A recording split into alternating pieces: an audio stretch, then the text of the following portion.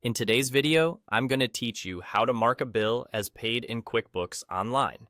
If you've already paid a vendor outside of QuickBooks and just need your books to reflect that payment, this simple workflow will keep your records accurate and your accounts up to date.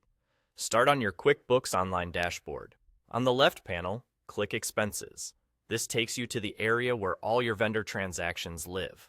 From here, select the Bills tab.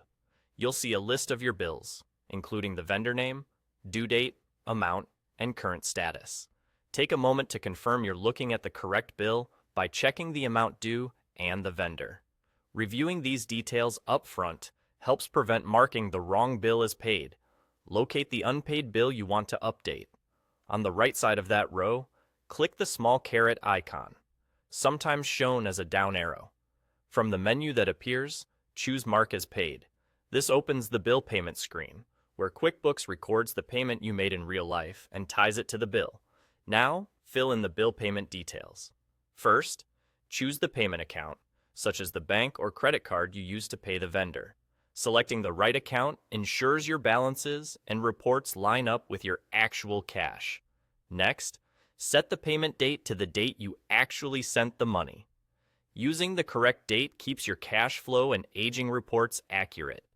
Pick the payment method, like check, bank transfer, or credit card, and enter a reference number if you have one, such as a check number or transaction ID. Verify the amount to pay. If you paid the entire bill, the full amount should appear. If the amount differs, adjust it so it matches what really cleared your bank. You can add a memo to capture any helpful context for future reference. Before you finish, give everything a quick review. Vendor name, payment account, date, method, amount, and any reference number. When it all looks correct, click Save and Close. QuickBooks will record the payment and link it to the bill.